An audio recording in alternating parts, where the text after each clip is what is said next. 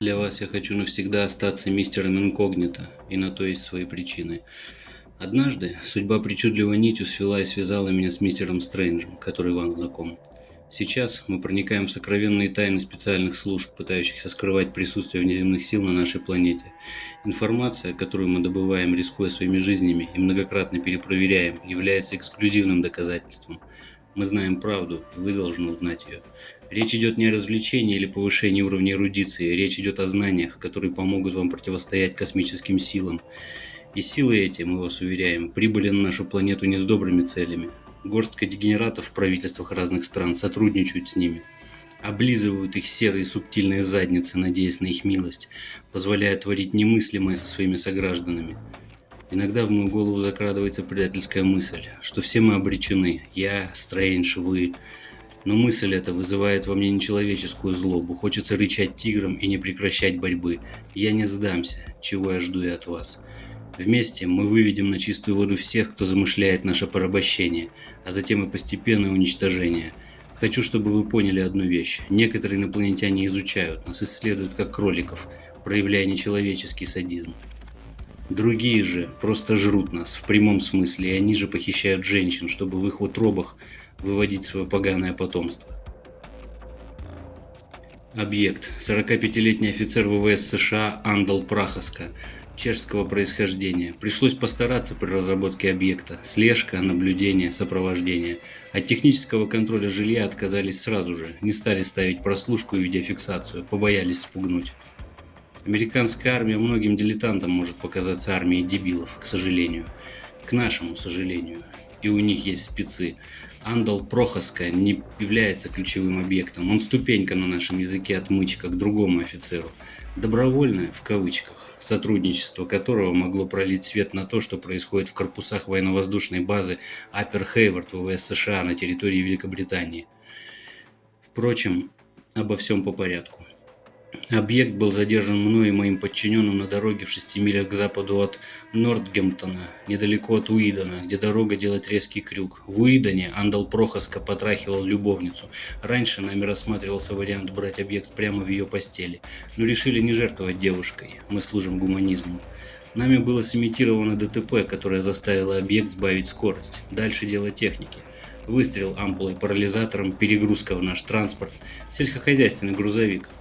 И путь на конспиративный объект, который обеспечивался непосредственно Стрэнджем. Объект был водружен на стул и закован в наручники. Руки заведены за спину. Я осмотрел помещение. Вроде все как надо. Кирпичная кладка, полуподвал, искусственное освещение люминесцентных ламп. Погасить их и затемнить комнату, к сожалению, не удалось. Стрэндж не объяснил систему автоматики, но, впрочем, это все юмор. «Смотри, командир, приходит в себя». Это мой товарищ Марко Шажигова, серб из Вуковара. Имя и фамилия изменены. Да, я вижу Марка. Балаклавы вниз.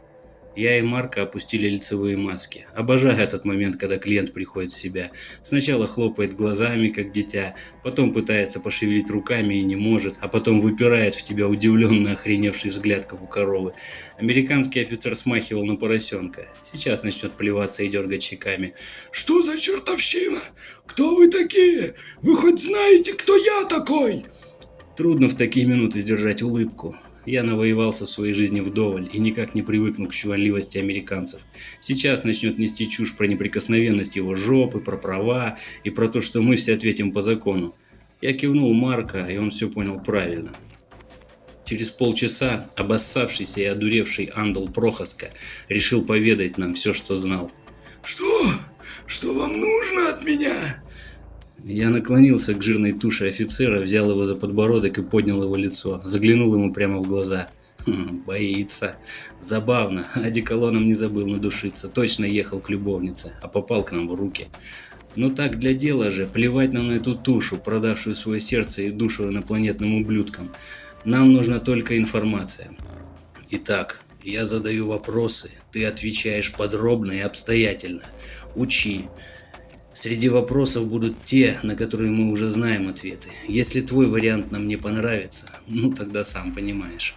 Я картинно развожу руками и киваю на Марка. Друг мой очень не любит ваши самолеты, особенно штурмовые бомбардировщики. Ты ведь не на таком летаешь? Нет, Нет, какие самолеты, я просто обеспечиваю. Что ты обеспечиваешь? С полученных сведений. Андал Прохаска обеспечивал сохранность и охрану некого секретного объекта. Далее биомолекулярная субстанция высокой степени энтропии. Субстанция была получена следующим образом. 27 сентября 2019 года над Ла-Маншем произошел воздушный бой между истребителем ВВС США.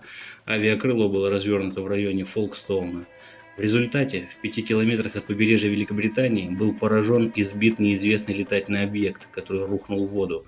Частично объект был поднят на поверхность. Во время подъема произошел инцидент. Объект взорвался.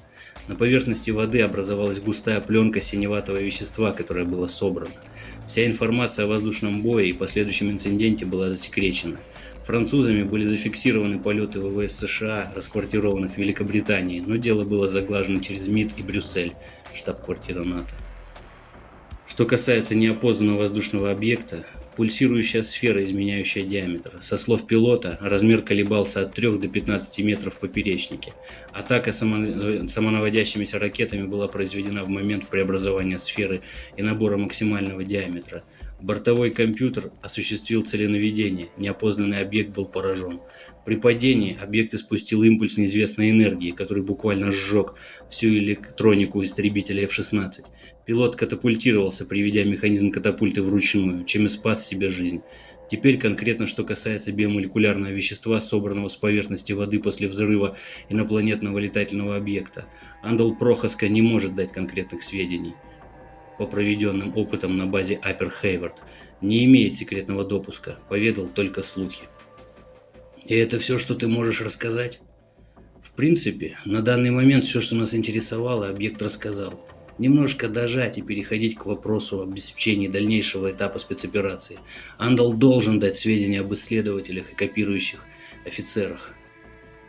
Мощности Апер Хейвард не позволяют провести весь спектр научных исследований молекулярного вещества, поэтому или само вещество будет перевезено и отправлено непосредственно в США, или же оборудование будет доставлено на базу. Наблюдение мы, конечно, выставим, но нужно получить максимум сведений и успеть. Окно возможностей скоро закроется. Я снова киваю Марка, тот, как всегда, готов и делает шаг к стулу, на котором отмекал офицер ВВС США. Надо же, сколько воли и сил это придало нашему поросеночку. Стойте! Я вспомнил!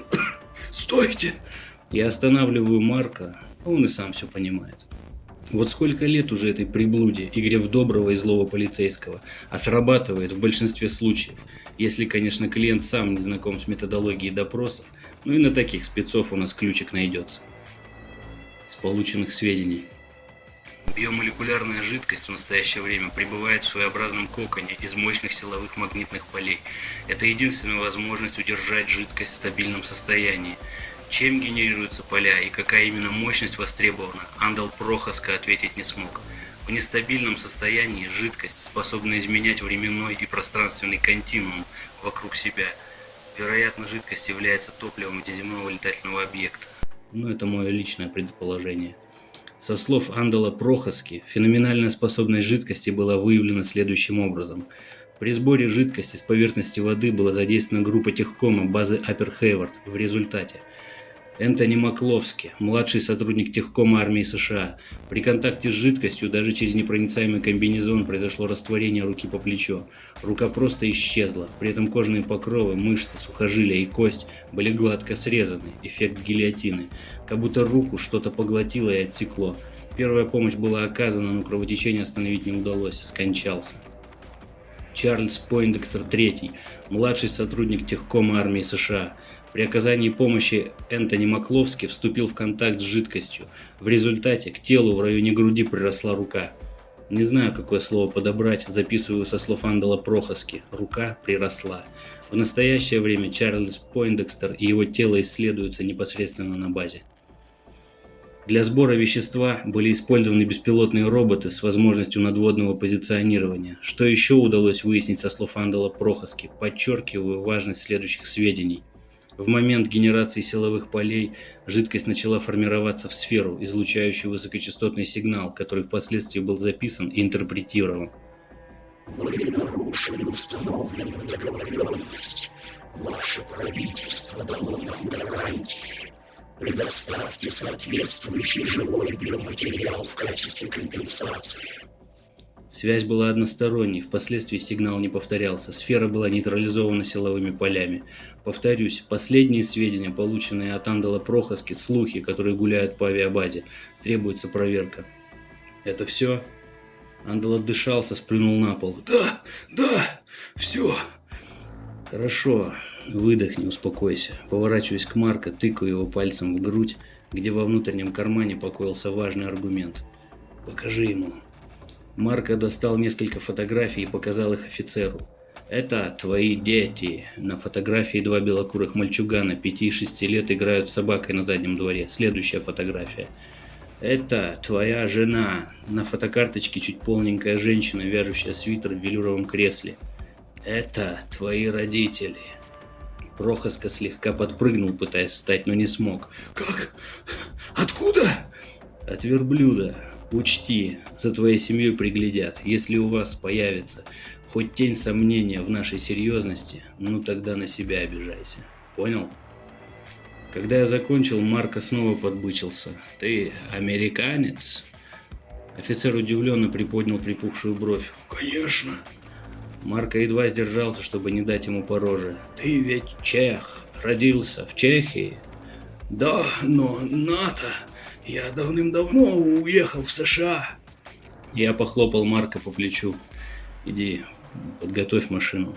Поворачиваюсь к американцу чешского происхождения. У него в глазах испуг. Ну а что? Всю информацию слил, пора отдыхать. Ну, как я говорил, мы не людоеды.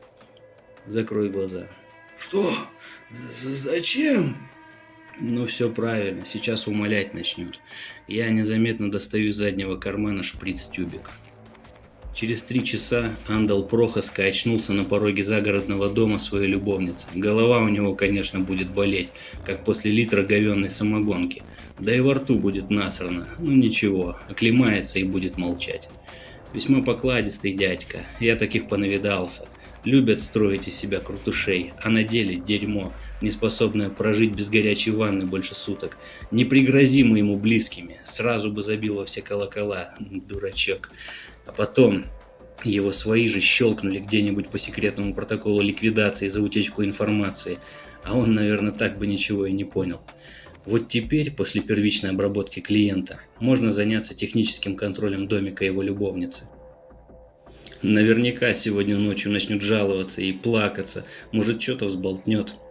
Кстати, любовница нами уже проинструктирована, наш человек. Ключ к вышестоящему офицеру получим позже, пусть Прохаска морально дозреет, да и посмотрим, что он попытается выкинуть.